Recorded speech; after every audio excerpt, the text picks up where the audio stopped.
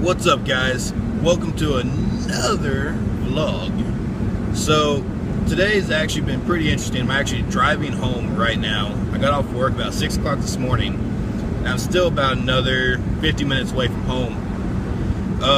What ended up happening was, well, let's see here.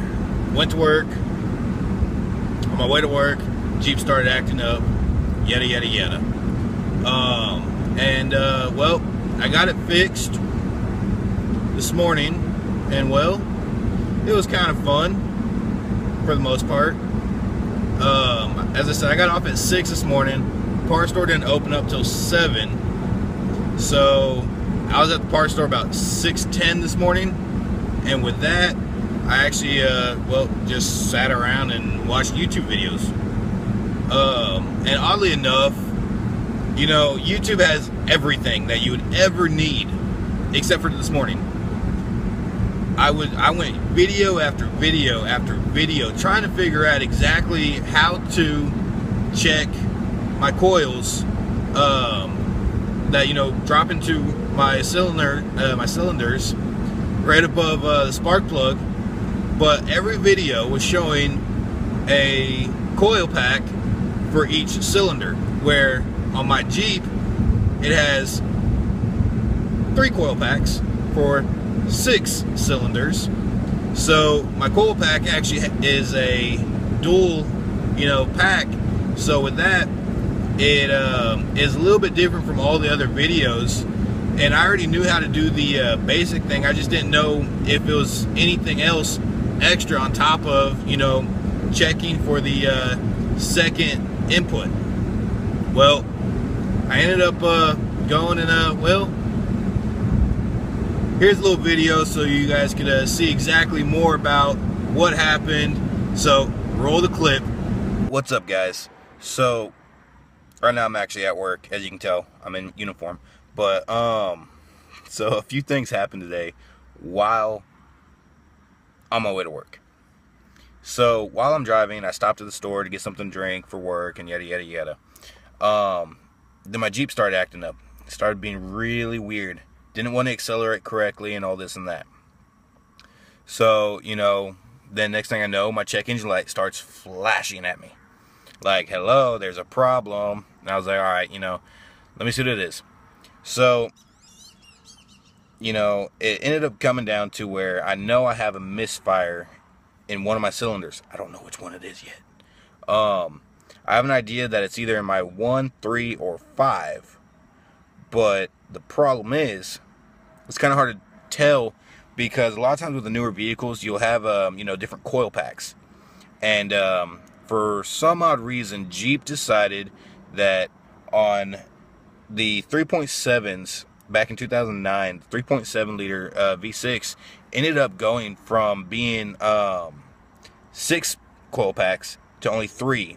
So you got 1 coil pack for 2 cylinders.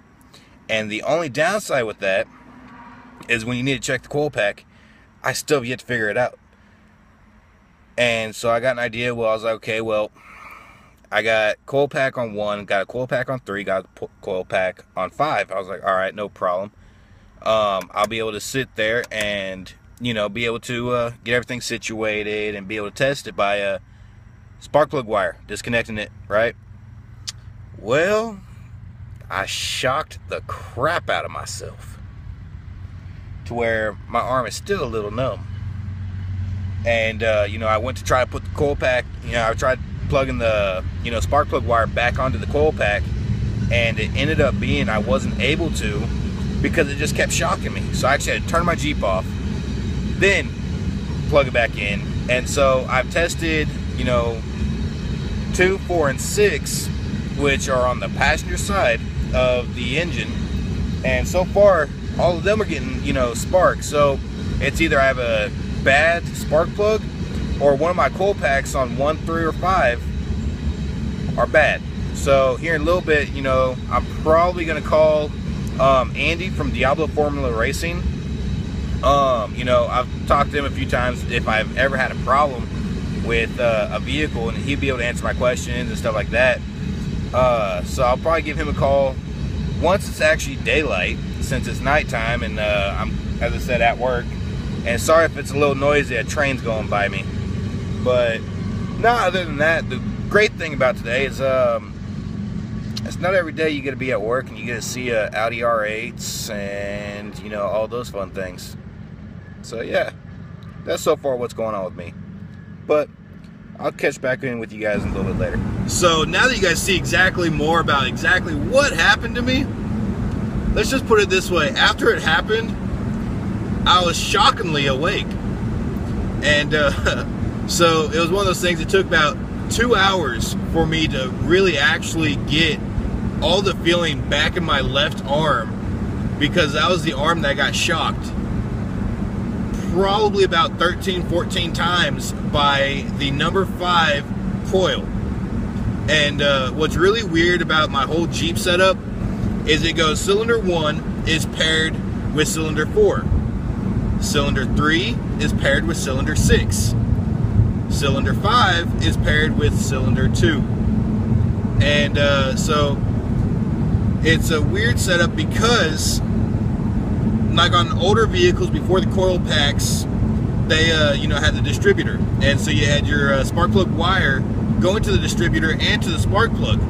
Well, it actually has 3 spark plug wires, 3 coil packs, and so you got to make sure you got them all correct.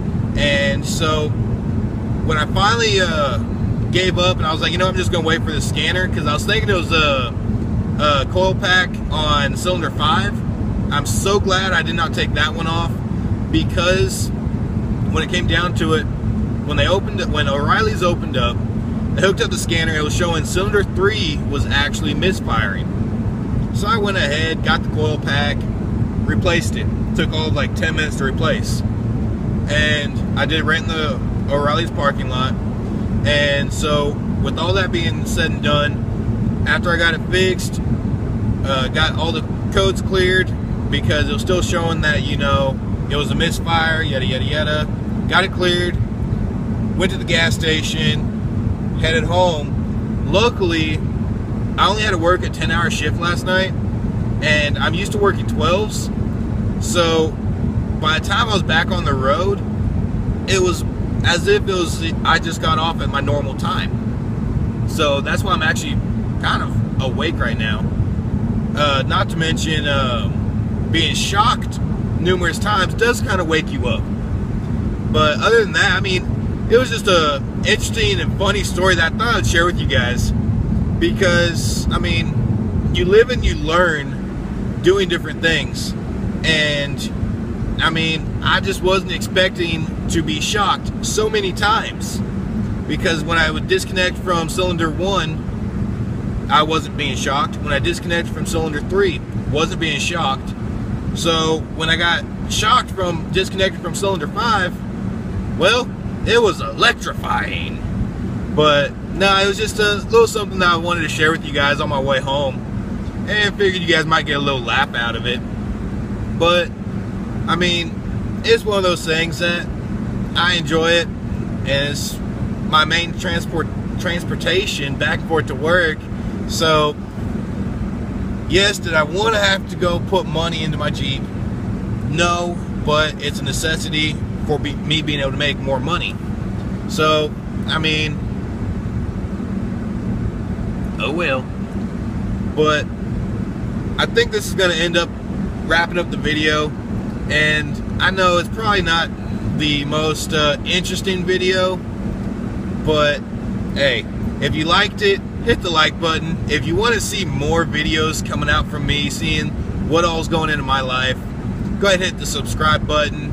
Go ahead and hit that post notification bell, so that no longer I post a video, you get notified and you can sit down and watch it and just laugh at me making a fool of myself.